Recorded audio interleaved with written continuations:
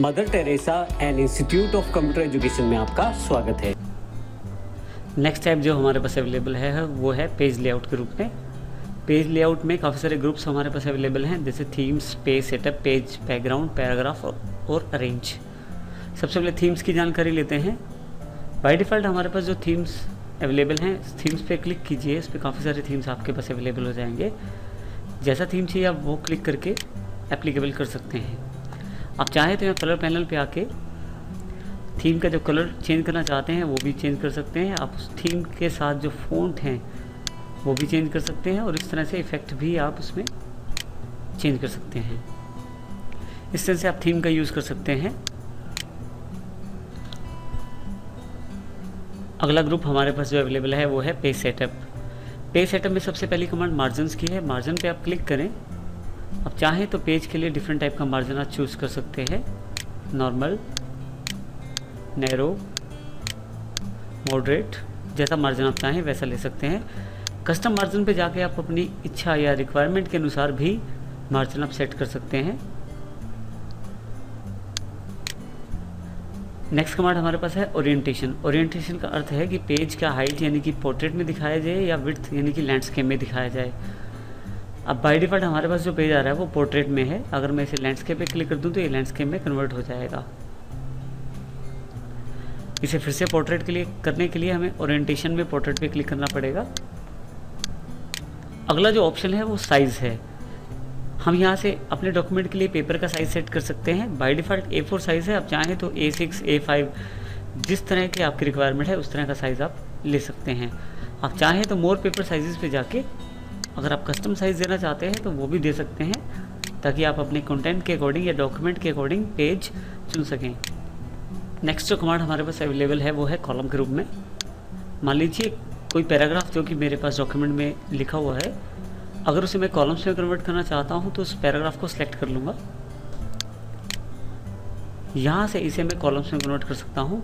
कितने कॉलम चाहिए मैं अपनी इच्छा के अनुसार या अपने रिक्वायरमेंट के अनुसार चुन सकता हूँ। जैसे मैंने 2 कॉलम्स पिक कर लिए। इस तरह से हम अपने कॉलम्स इंसर्ट कर सकते हैं। आप चाहें तो ज़्यादा कॉलम्स के लिए मोर कॉलम्स पे जाएं और यहाँ से आप कितने कॉलम चाहते हैं वो बता दें। कॉलम विड्थ और स्पेसिंग यहाँ से सेट कर सकते हैं। आप चाहें तो बीच में लाइन दे सकते हैं कॉलम के। ओके करते ही देखिए बीच में लाइन आ जाएगी। जैसे कि मैं 2 कॉलम ले रहा हूँ और मोर कॉलम्स पे जाके मैं सिर्फ 2 कॉलम्स के साथ ही बीच में लाइन डाल देता हूँ तो देखिए बीच में लाइन आ जाएगी। अगली कमांड जो हमारे पास अवेलेबल है वो बहुत ही महत्वपूर्ण कमांड है, ब्रेक्स। ब्रेक्स का उपयोग हम लोग अपने ही जो डॉक्यूमेंट है उसको विभिन्न भागों में बांटने के लिए कर सकते हैं, जैसे कि एक टेक्स्ट को 2 पेजेस में बांटने के लिए या एक ही पेज में काफ़ी सारे सेक्शंस बनाने के लिए, ताकि हम अलग अलग तरह की सेटिंग कर सकें। सबसे बड़ी बात यह है कि हमारे पास पेज ब्रेक के अंदर 3 कमांड्स अवेलेबल हैं, पेज, कॉलम और टेक्स्ट रैपिंग। इसी तरह से सेक्शन ब्रेक में भी हमारे पास काफ़ी सारी कमांड अवेलेबल है। पेज ब्रेक के लिए हम जहाँ से ब्रेक करना चाहते हैं वहाँ क्लिक करेंगे और ब्रेक पे जाके पेज ब्रेक पे क्लिक कर देंगे। वहाँ से हमारा जो डॉक्यूमेंट है वो अलग पेज पे चला जाएगा। यहाँ से हमारे पास पेज 2 भागों में विभाजित हो जाएगा। पिछले वाला टेक्स्ट जो था वो नए पुराने वाले पेज पे और जो कर्सर के बाद वाला टेक्स्ट था वो नए वाले पेज पे चला जाएगा। मैंने अपने टेक्स्ट को अंडू कर लिया है, जिसके लिए आप Ctrl+Z का प्रयोग कर सकते हैं। नेक्स्ट सेक्शन में मान लीजिए हमें कॉलम ब्रेक देना है, तो मैं पहले अपने टेक्स्ट को सिलेक्ट करता हूँ, 2 कॉलम्स में से विभाजित करता हूँ। मान लीजिए अब कॉलम ब्रेक चाहिए मुझे, तो मैं जहाँ से कॉलम ब्रेक देना चाहता हूँ वहाँ पे क्लिक करूँगा। ब्रेक्स पे जाके कॉलम पे क्लिक कर दूँगा, जहाँ से मेरा टेक्स्ट अगले वाले कॉलम में ट्रांसफ़र हो जाएगा, यानी कि मेरे पास कॉलम ब्रेक अवेलेबल हो जाएगा। कई बार हमारे पास ऐसी आवश्यकता होती है कि हम एक ही डॉक्यूमेंट के अंदर अलग अलग तरह की फॉर्मेटिंग, अलग तरह का साइज़ या अलग तरह का मार्जिन सेट करना चाहते हैं या अलग तरह का ओरिएंटेशन सेट करना चाहते हैं। इन सब चीज़ों के लिए हमारे पास सेक्शन ब्रेक्स अवेलेबल है। सबसे पहले हम लोग इसमें मैंने एक खास चीज़ ऑन कर दी है। आप होम पे जाएं और मार्क ऑप्शन ऑन कर लें, ताकि आपको सारे सेक्शन ब्रेक दिखाई दें। मार्क का सबसे बड़ा फ़ायदा यह है कि सभी सेक्शन ब्रेक या पेज ब्रेक को आपको दिखा देता है कहाँ आपने डाले थे। सेक्शन ब्रेक के लिए सबसे पहले आप माउस कर्सर क्लिक कर दें जहाँ से आप सेक्शन ब्रेक करना चाहते हैं। पेज लेआउट पे ब्रेक्स में आके सेक्शन ब्रेक, जैसे नेक्स्ट पेज के लिए, तो यहाँ से उसने सेक्शन ब्रेक कर दिया है जो कि अगले पेज पे चला गया है। इस पेज में जो सेक्शन ब्रेक है, यहाँ से मैं इस पेज की सेटिंग अलग कर सकता हूँ। जैसे कि मुझे ओरिएंटेशन लैंडस्केप चाहिए, तो देखिए ये वाला जो पेज है ये लैंडस्केप है, पिछले वाला पेज जो है वो पोर्ट्रेट ही है। इसी तरह से मैं चाहूँ तो इसका मार्जिन भी अपने अकॉर्डिंग सेट कर सकता हूँ, जिसका पिछले वाले पेज पे कोई भी फ़र्क नहीं पड़ेगा। अब यहाँ पे ये बात ध्यान देनी ज़रूरी है कि ये जो पेज है जो लैंडस्केप में है, इससे अगले वाला पेज वो भी लैंडस्केप में है। मैं चाहता हूँ कि इस पेज को उस पेज की सेटिंग से अलग कर दिया जाए, तो मैं लास्ट में क्लिक करके फिर से ट्रैक्स पे जाके नेक्स्ट ट्रैक पे एक सेक्शन और डाल दूंगा, ताकि मैं इस पेज की सेटिंग पिछले वाले पेज से अलग कर सकूं।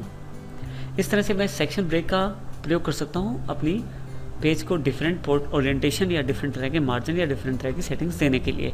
हमें एक बेनिफिट और है, अगर हम चाहें तो डिफरेंट तरह के हेडर फुटर डिफरेंट पेजेस पे अप्लाई कर सकते हैं। इसके लिए सबसे पहले मैं एक हेडर डालना चाहता हूँ इसमें।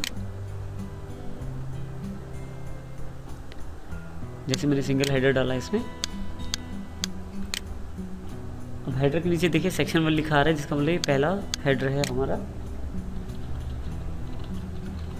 यहाँ कुछ भी लिख सकते हैं, मैंने फर्स्ट हेडर टाइप किया है।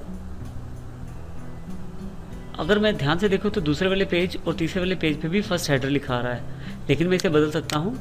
लेकिन बदलने से पहले एक बात का ध्यान रखना ज़रूरी है कि ये जो फर्स्ट हेडर है, देखिए यहाँ पे ये जो पॉइंट शो कर रहा है सेम एज प्रीवियस, ये बता रहा है कि हमारा ये जो हेडर है ये लिंक है पिछले वाले पेज के हेडर के साथ।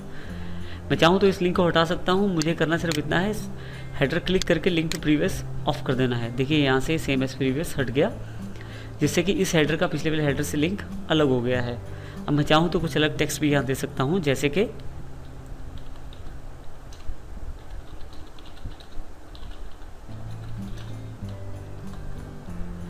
देखिए अब अगर मैं ऊपर की तरफ देखूँ तो फर्स्ट हेडर है, लेकिन सेकंड पेज पे देखूँ तो फिर से सेकंड हेडर है। थर्ड पेज क्योंकि उसका फिर से लिंक जो है पिछले वाले पेज से, इसलिए इस पे सेकंड पेज का हेडर दिखा रहा है। इसको भी अलग कर सकता हूँ। यहाँ के लिए मुझे फिर से ये हेडर सेलेक्ट करना पड़ेगा, लिंक टू प्रीवियस हटाना पड़ेगा, और जो मैं चाहूँ यहाँ मैं लिख सकता हूँ, जिससे कि तीनों पेजेस पे डिफरेंट हेडर मैंने प्लेस कर दिए हैं। इस तरह से मैं सेक्शन जो है उसका प्रयोग कर सकता हूँ हेडर्स के लिए भी। सेक्शन का प्रयोग हम लोग कंटिन्यूस पेज के लिए भी कर सकते हैं, यानी कि एक ही पेज पे आप चाहें तो फॉर्मेटिंग या आप चाहें तो मार्जिन अलग कर सकते हैं। जैसे कंटिन्यूस पे मैंने क्लिक कर दिया तो यहाँ से सेक्शन ब्रेक कंटिन्यू हो गया है। अगर अब मैं चाहूँ तो जो मेरा ये सेक्शन है इसको सिलेक्ट करके मैं इसका मार्जिन अलग भी कर सकता हूँ, जो कि पिछले पेज से या जो पेज हमारे पास जो चल रहा है उस पेज से अलग है, क्योंकि ये एक ही पेज पे इसने दो पार्ट में पेज को डिवाइड कर दिया है सेक्शन ब्रेक के द्वारा, जिसमें पेज तो वही है लेकिन यहाँ से सेक्शन ब्रेक हो गया है, ताकि हम दूसरे वाले सेक्शन पे किसी भी तरह की टेक्स्ट फॉर्मेटिंग कर पाएँ। और आप चाहें तो इसमें फिर से मार्जिन अपने अकॉर्डिंग सेट कर सकते हैं, आप चाहें तो कॉलम प्रोवाइड कर सकते हैं। इसका फ़र्क पेज कंटिन्यू है उस पेज पे बिल्कुल नहीं फ़र्क पड़ेगा। इसके अलावा हमारे पास दो कमांड्स और अवेलेबल हैं, इवन पेज और ऑड पेज। हम चाहते हैं एक सेक्शन चले और जो अगले इवन पेज तक कंटिन्यू रहे तो हम इवन पेज पे क्लिक कर देंगे, और हम चाहते हैं कि सेक्शन चले और इस ऑड पेज के साथ अगले ऑड पेज पे अवेलेबल रहे, तो उसके लिए हम ऑड पेज पे क्लिक करेंगे। हम चाहें तो जो टेक्स्ट हमने लिखा है उसके आगे लाइन नंबर भी डाल सकते हैं। उसके लिए लाइन नंबर पे क्लिक करें, कॉन्टिन्यूस पे क्लिक कर दें। जैसे आप कॉन्टिन्यूस पे क्लिक करते हैं देखिए हमारे पास लाइन के हर लाइन के आगे एक नंबर अवेलेबल हो जाता है। लाइन नंबर अगर हम डाल दें तो यहाँ लाइन नंबर में हमारे पास काफ़ी सारे ऑप्शन अवेलेबल हैं।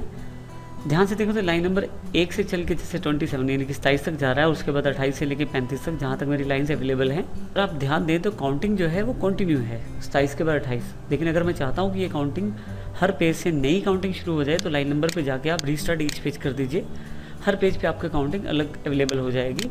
इस तरह से अगर आप सेक्शंस में बांट रखा है आपने पेजेस को और हर सेक्शन में आप काउंटिंग अलग चाहते हैं तो रीस्टार्ट ईच सेक्शन कर दीजिए, ताकि हर सेक्शन में आपकी काउंटिंग अलग हो जाए। अभी हमने कोई सेक्शन नहीं बांटा, इसलिए किसी भी तरह की सेक्शन की काउंटिंग अलग नहीं हुई है। इस तरह से हम इन काउंटिंग का प्रयोग कर सकते हैं। अब नल पहला ऑप्शन प्रयोग करेंगे तो लाइन नंबर ये हटा देगा। पेज सेटअप ग्रुप के अंदर जो लास्ट कमांड हमारे पास अवेलेबल है वो है हाइफनेशन। हाइफनेशन में आप वर्ड जो कि दो अगर लाइन में पूरा अगर वर्ड नहीं आ पा रहा है तो वो दो पार्ट्स में विभाजित हो जाएगा हाइफन का साइन लगा के। इसको प्रयोग करने के दो तरीके हैं, आप चाहें तो ऑटोमेटिक या मैनुअल कर सकते हैं। अगर आप ऑटोमेटिक करते हैं तो मान लीजिए जैसे मेरे पास ये लाइन लिखी हुई है जिसमें विच और स्पेस के साथ कंटेन द कमांड लिखा हुआ है।